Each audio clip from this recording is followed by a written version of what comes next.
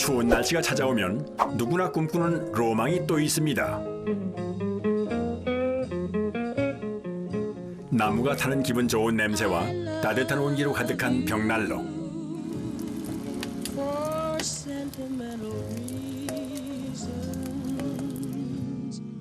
가장 대중적이고 대표적인 화목 벽난로 설치 현장을 찾아가 볼까요?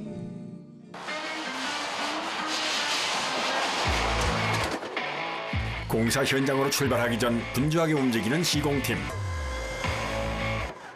꼼꼼하고 신중하게 장비를 챙기는 모습에서 긴장감이 엿보이는데요.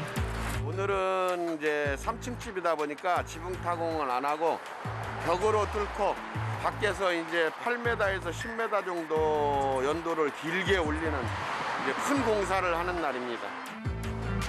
그런데 아무리 큰 공사를 하지만 벽난로 하나 설치하는데 이렇게 많은 장비가 필요한 걸까요? 시공 장도가 높아가지고 그렇습니다. 안 까는 데는 조금인데 내가 연도가 한 7, 8m 올라가면 이렇게 많이 가져가야 돼요. 공사 규모에 따라 매번 준비하는 장비도 다릅니다.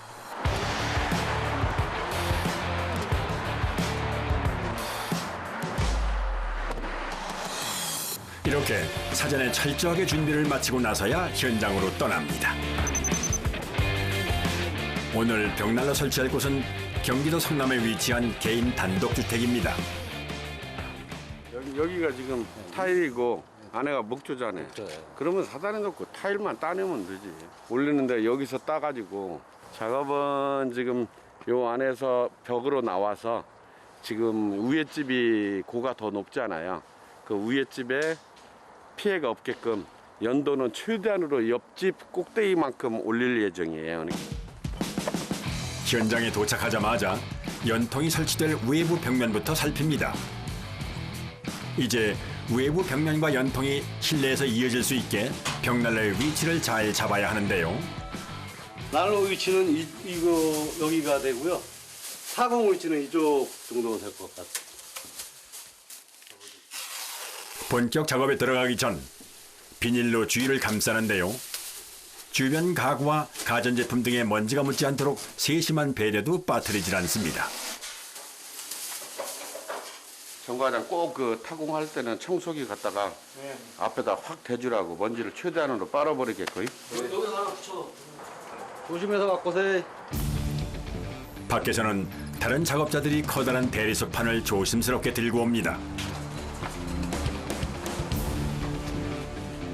이 대리석은 벽난로를 올려놓는 바닥돌인데요. 벽난로의 무게를 견딜 수 있게 천연 대리석을 깔아주는 겁니다.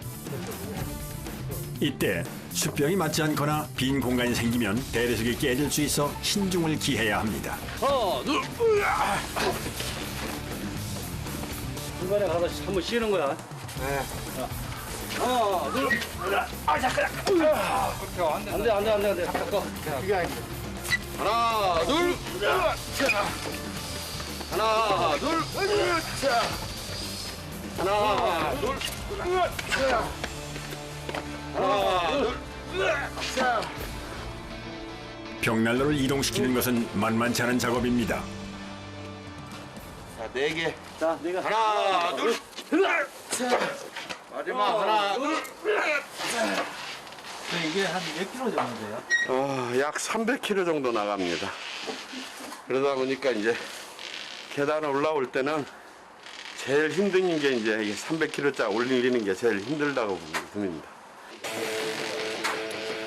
옆에도 잘 보고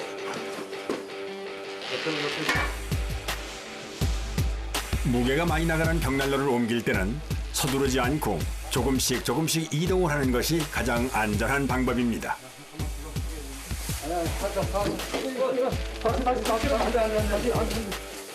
밟고. 자, 올라. 그렇게 하면 더 깨져. 네. 오케이, 됐어요. 사모님, 방향 이렇게 했으면 되겠습니까? 예뻐요. 됐죠? 방향 이렇게 해드릴게요. 예. 저 이렇게 시공합니다. 예. 자, 사다리. 드디어 위치를 잡은 벽난로. 아직은 설레죠, 이제. 이게 마감까지 잘 설치돼서 점화 시연을 했을 때 불이 잘 펴지고 잘 들 거고 그걸 끝나고 나면 그때 저희 이제 제일 만족감을 느낍니다. 벽난로는 어떻게 만들어질까? 벽난로를 제작하는 경기도의 한 공장. 이곳은 충격에 강해 잘 깨지지 않고 주물에 비해서 열 전도율이 높다는 철판 벽난로를 만드는데요.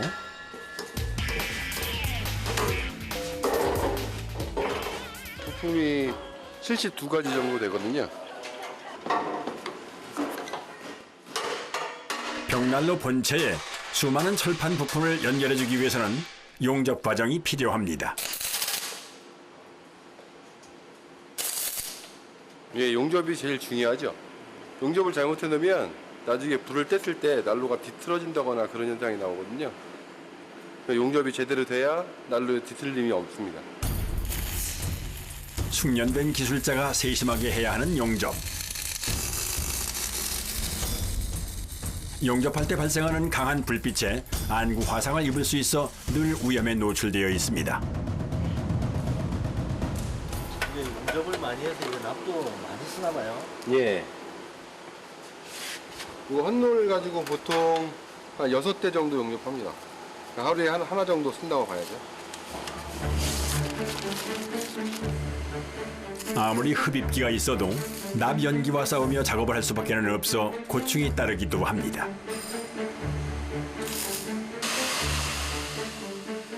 벽난로 본체에 외부 용접이 끝나고 난 뒤 본체를 세우는 작업자. 그런데 갑자기 본체 안에 얼굴을 거의 파묻고 용접을 하는데요. 본체의 폭은 45cm 정도. 성인 남성의 몸이 들어가기에는 너무 좁죠. 불편하고 힘든 자세지만 이렇게까지 하는 데에는 다 이유가 있다고 합니다. 화실 부분이 나무가 타는 부분이거든요. 여기서 불이 타는 부분이라 여기가 제일 중요합니다. 제일 중요하고 이제 변형이 많이 가는 부분이라 용접이 제일 튼튼하게 잘 돼야 되는 부분이죠. 용접 과정에서 가장 중요한 화실 부분은 불에 직접 닿는 부분이라 두껍기 때문에 용접을 할 때에도 2배의 시간과 노력이 필요하다고 합니다. 여전히 계속되는 용접. 쇠로 하는 용접의 경우 최고 500도 이상의 온도를 발생시킨다고 하는데요. 불꽃에 노출되면 화상의 위험이 있어 갑갑하지만 두껍고 긴 옷을 입는 탓에 체감 온도는 더 높을 수밖에는 없겠죠.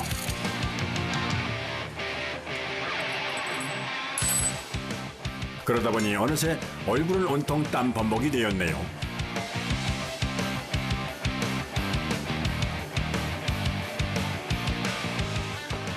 더군다나 고개와 허리를 앞으로 구부리고 있는 힘든 자세로 장시간 불꽃 파편을 온몸으로 막아내는 것은 항상 힘든 작업입니다.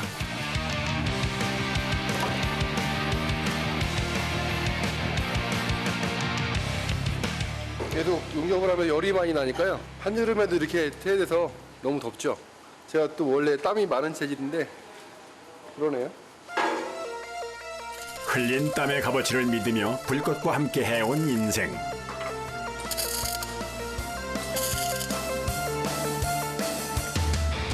그렇게 불과 뜨거운 사투를 벌려온 지 20년.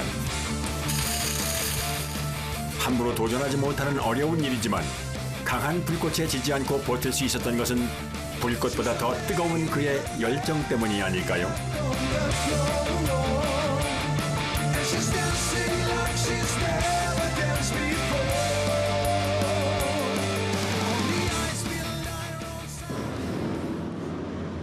이제 마무리된 용접. 누구에게 맡기지 못한 채 오롯이 혼자서 몰두하느라 허리 한 번 제대로 펴지 못했는데요. 얼마나 걸린 걸까요? 그러니까 난로 몸체 용접만 한 2시간 정도 걸리고요. 전체적으로 봤을 때 10시간 정도 보면 됩니다. 용접이 마무리된 본체를 이어받은 다음 작업자. 가스토치로 불을 붙이는데요. 철판에 있는 습기를 제거하는 겁니다. 1차 열처리 작업을 하는 거거든요. 가스토치를 이용해 10분 정도면 철판의 습기가 제거된다고 하는데요. 이렇게 습기를 완전히 제거해야만 다음 단계로 넘어갈 수 있다고 합니다.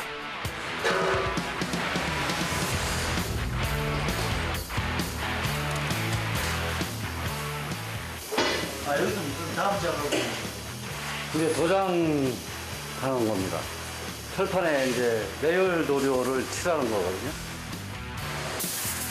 고온을 견딜 수 있는 내열 페인트를 사용하는 도장 작업 역시 전문가의 꼼꼼한 손길이 필요한데요. 실내 인테리어를 고려해 대부분 검은색으로 칠한다고 합니다. 자, 약 30분간의 작업 끝에 도장 작업이 끝이 났습니다. 그런데 벽난로 본체를 또 어디론가 이동시킵니다. 별도로 마련된 공간에 벽난로를 세워놓고 나오는데요. 여기서는 어떤 작업이 진행되는 걸까요? 한 8시간 정도 매트를 해야 됩니다. 이렇게 열 처리실에서 200도 가까이 온도를 올려 건조를 시키는 것인데요.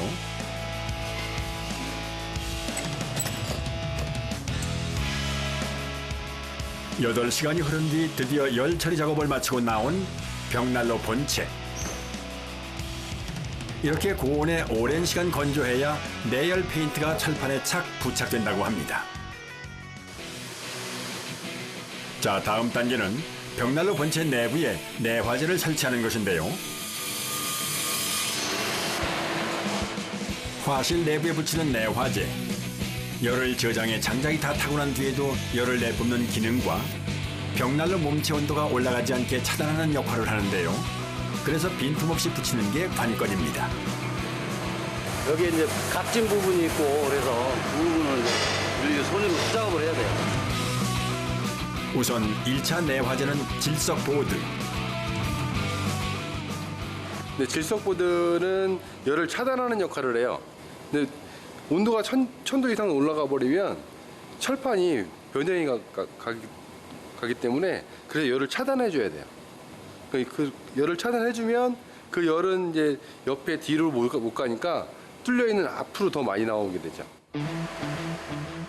2차 내화재는 황토 성분의 내화재인데요. 고열에도 파손이 되지 않도록 도자기를 굽는 원리를 이용해 특수 제작한 것이라고 하네요.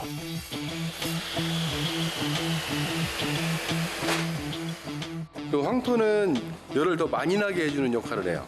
그래서 안에 화실 온도를 1200도까지 올릴 수 있는 이유가 황토가 안에 들어가 있기 때문에 그렇거든요. 황토가 좋은 건 알지만 작업자를 괴롭히는 것이 있으니 바로 흙먼지. 먼지와의 싸움은 일상이 된 지 오래. 아무래도 먼지죠. 먼지가 많다 보니까 마스크를 한다고 해도 마스크 안에 쪽에 이제 땀이 차니까 그래서 제일 힘들어요, 숨쉬기가. 황토 내화재까지 이중으로 장착하는 것은 고된 작업일 수 있지만 벽난로 제작 단계부터 안전을 지키기 위한 것이죠. 또한 황토가 열을 받으면서 뿜어내는 원적외선은 친환경 황토 찜질방과 같은 효과까지 낸다고 하네요.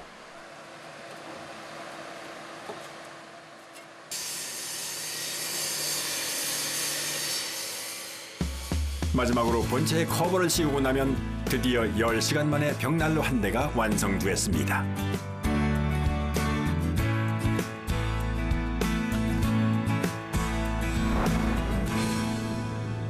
다시 벽난로 설치 현장입니다. 실내 벽면에 연통이 설치될 구멍을 뚫는 작업. 이미 측정해 놓은 지점에 드릴을 사용해 타공 작업을 시작하는데 이때 드릴날이 눕지 않게 조심을 해야 합니다. 그런데 갑자기 작업을 멈추는 작업자. 기둥이 들어간 것 같은데. 뭐가 들어간 것 같은데. 뭐가 들어갔다고요?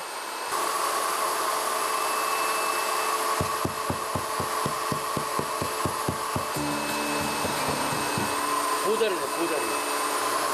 이거 지금 목재부예요? 사골이야? 목재부는 그뭐큰 고기는 조금 놔야지. 우선 드릴을 교체하고 벽 안에 걸리는 목재 부분을 피해 다시 타공을 시작하는데 이번엔 잘 될까요?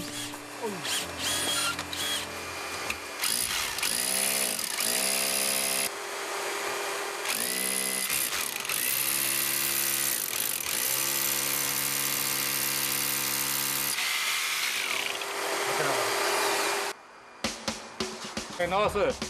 다행히 실내 벽면을 뚫는 데 성공.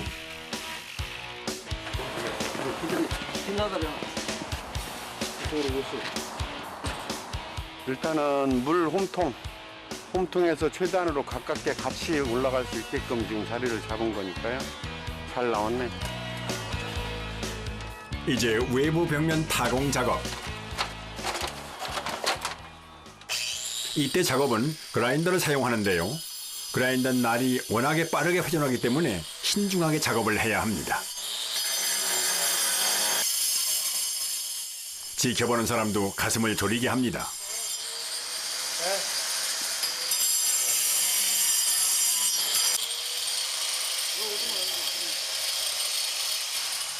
자, 무사히 벽면을 커팅하는 데 성공.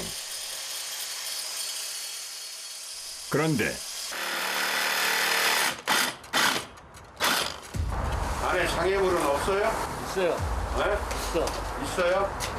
기둥이 들어. 기둥. 기둥 들어갔어요? 꼭 어려운 날이 더 많구만. 아, 참. 또다시 찾아온 난관. 이렇게 시공 현장에서는 예측 불가의 변수가 발생하기 마련이죠.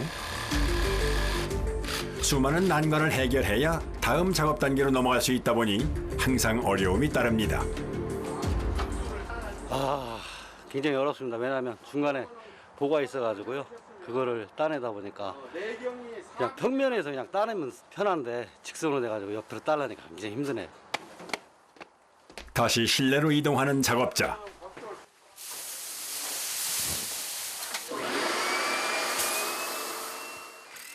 이제 실내 벽면도 그라인더를 사용해 연통 모양에 맞춰 동그랗게 오려냅니다. 실내는 목재로 되어 있어 비교적 쉽게 절단이 됐네요.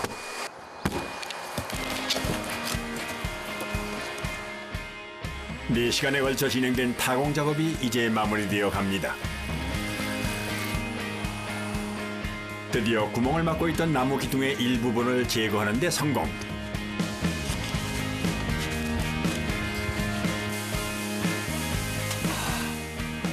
무사히 작업을 마무리하고 나서야 잠깐 한숨을 돌립니다.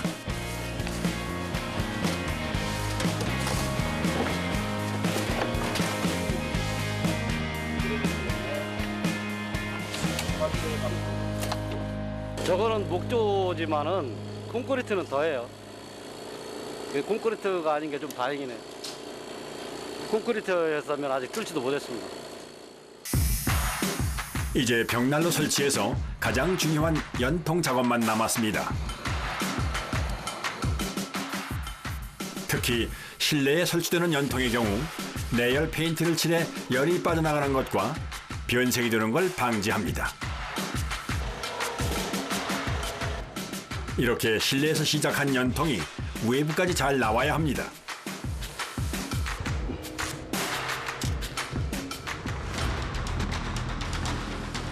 이때 도착한 사다리차.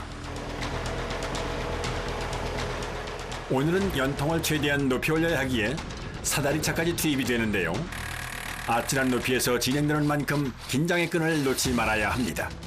쉬운 시공이라는 건 없는 것 같아요.